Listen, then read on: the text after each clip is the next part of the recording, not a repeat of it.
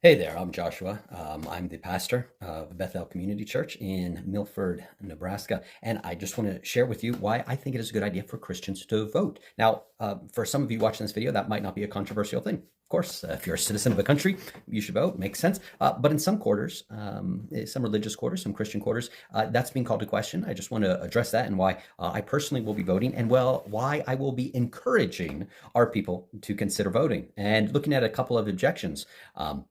First of all, the primary reason, the primary two reasons I vote and I suggest others to vote is one, because this is a responsibility that I have been born with. Throughout much of human history, people were not born as citizens of the country they were born in. Some sort of citizenship was only for the chosen few.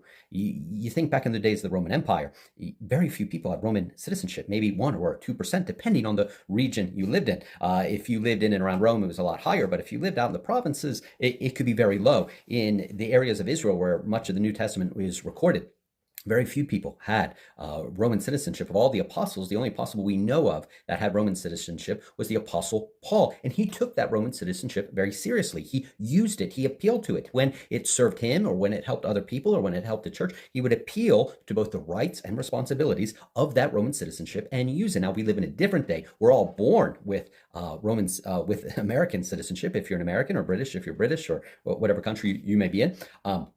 We're born with citizenship, and I would like to hold that citizenship with the same sort of significance and seriousness that we see lived out in the life of the Apostle Paul. We're not just subjects to a king. We are citizens, which means we're born with a responsibility to actively participate in the life of the republic we find ourselves in, which sometimes means making difficult choices, choosing between two options that don't always seem great, but we want to pick the better of the two options. And certainly in an election season, that is often the case, what we have to do. The second reason is because not only do I want to be a good steward over the citizenship that God allowed me to be born with, but also because I want to care for my neighbor. I want to, the language of the New Testament, to love my neighbor and my neighbor's children and help create the best possible environment for my neighbor and for my neighbor's children, to my neighbor now and my neighbor's children and grandchildren into the future. I've had my wife is a foreigner. I've lived most of my life overseas in other countries.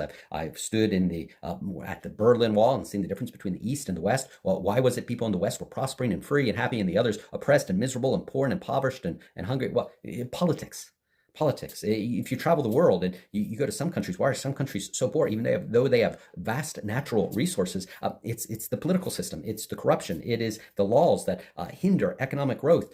And so one of the main differences of quality of life in the nations around the world have to do with the policies set by the government. And in being active, I get to try to exercise godly wisdom in what, out of the possibilities being offered to me, offers the best opportunities, not just for me and my children, but also for my neighbor and their children. It is an expression of love for one's community, love for your neighbors, love for your brothers, to be civically active. Now, very often we're not given an ideal situation. We're not giving this sort of perfect set of policies to vote on, and it'll just create heaven on earth, and it'll be like the Garden of Eden. It's a mixture. Everything's a bit of good and a bit of bad, and it takes wisdom and an exercise and a discernment to decide out of the different sets of options being offered to me, what will, of course, be the best for me and my family, for the people in my church, and also maybe my neighbor who doesn't go to church and their kids. Like in the long run, what is the loving thing to do to my immediate neighbors? I live in Milford, and so I think about what's best for Milford. What will help Milford people buy food? What will help Milford people put gas in their car? What will protect Milford people from tyranny and government overreach and things like this? What will ensure that the people of Milford still have freedom of speech and freedom of expression, freedom of my religion in the long run? And so, no, I'm not given perfect opportunities. No candidate is great or wonderful. It's not exactly this upcoming presidential election. It's not exactly a choice between Billy Graham and Mother Teresa. But, if I just look at the policies, not at the personalities, I don't really care about personalities, but if I just look at the policies, the laws that are going to be passed, and I think, how will these policies affect the people of the community that God has put me in, of Milford? Well, I think as I look through, one is definitely worse than the other. Not that either was necessarily great or wonderful. It makes me want to celebrate, but I'm like, I look at one, I'm like, yeah, that's going to be bad. That's going to make everyday life harder for my neighbor if those sets of policies get passed. Whereas the other one, not so much. It might provide a little bit of relief.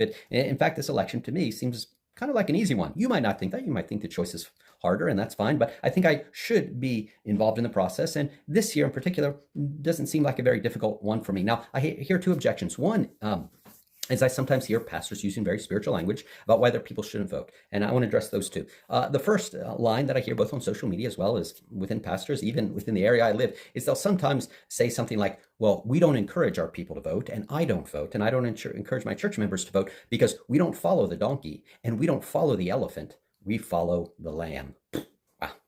Doesn't that sound spiritual? We don't follow the donkey. If you're watching from overseas, the donkey stands for the Democrat Party, the elephant stands for the Republican Party. We don't follow the donkey or the elephant. We follow the lamb. In other words, we're not interested in earthly kingdoms. We're just interested in Christ and the day that his kingdom will come. Okay, that sounds very spiritual, but like if you applied that logic to anything else practically in your life, like how would that work out for you if you were to apply that logic? Let's say you're like me. I'm a married man. Let's say, I'm not interested in investing in my marriage with my wife because I'm looking forward to the heavenly marriage of the New Jerusalem, when God marries his people in the ultimate marriage that all marriages are really pointing forward to. Or I'm not going to spend time playing with my children because because we're all God's children. And so I'm just going to kind of spend time with anybody. You can sometimes use very flowery spiritual language about heavenly realities that earthly things point to neglect the earthly things themselves. And we say Jesus Christ is King of Kings and Lord of Lords. But saying that and affirming that, looking forward to the day when his kingdom will come and the day when he will rule over all the earth, that's not a pass to neglect the duties of citizenship here and now. Just because I believe Jesus is the bread of life does not mean I should not share my earthly bread with someone who is hungry. Yes, earthly realities point forward to heavenly ones, and that is what we ultimately put our hope in. But we do not neglect those things. Just because I believe the Lamb who will come and one day with his kingdom does not mean I think all of the political systems and all our governments should just let them fall apart and fall to pieces while I wait for that king to come. That, in that sense, there's no way to love your neighbor practically here and now. You can love your neighbor with temporary blessings that don't necessarily stretch into eternity here and now. If my neighbor is hungry, I can give them actual food and not just a Bible. Yes, I want to give my neighbor a Bible because they probably need it. But if they're hungry, I will also give them food. And though I want to point people to Christ's kingdom, I want the political systems they live in here not to look like North Korea. So that's one objection. The other objection I hear from some ministers, and not both in person and in social media, is this idea of nationalism. And nationalism is a really ill-defined word. It's kind of become this boogeyman word that people use to scare Christians off. And they say, if you vote for what's good for your nation, you're making an idol of your nation, and that's nationalism. Let me tell you, that's just silly talk. Nationalism, all the word originally meant is that the people of a particular nation, they work together for the good of the nation. It's kind of a very democratic word. It's a very Protestant word. At the time of the Protestant Reformation, there was a lot of emphasis on empires. There was the Holy Roman Empire. And when Protestantism broke out, there's a lot of, why should the Pope of Rome, who lives in Italy, be telling the Christians in England what to do and how to live? Shouldn't the English church, with their conscience before God, before Scripture, determine what's best for the English church? And there was this idea of nationalism. It's as an alternative to empire, that there's empires, this small elite group controlling many nations, but this response to that was nationalism, that actually the people of Italy should be determining what's best for the people of Italy. The people of France should be determining what's best for the people of France. The people of America should be determining what's good for America. The American Revolution was a nationalist movement. We are our own nation, and so we're going to decide for ourselves what's best. It's a very the modern nation state was a very Protestant idea, and it's only now that the people are beginning to use it as a sense of idolatry. Well, if you care for the good of your nation, you're being an idol worshiper, somehow worshiping your nation. Listen, I want what's best for my family. I want what's best for my kids. I want what's best for my wife. That doesn't mean I'm trusting my soul to my kids or to my wife to save me from hell. I want what's best as an American. I want what's best for America. I want us to prosper. I want us to be at peace. I want us not to be at war. And so I'm going to vote for policies that support American flourishing. Nationalism, in that sense, I want Americans to have the right to control America and not outside groups. I don't want the UN or the WEF to have the final say-so in American policy. I want the people of America to decide that. And that's true nationalism. That doesn't mean you worship America or look to America to somehow save your soul from hell. I know very few people who make an idol of their nation. They just want the common people to be able to decide what's best for the common people of America. That's true historic nationalism, and it's not some scary idolatrous boogeyman word as some people like to use it.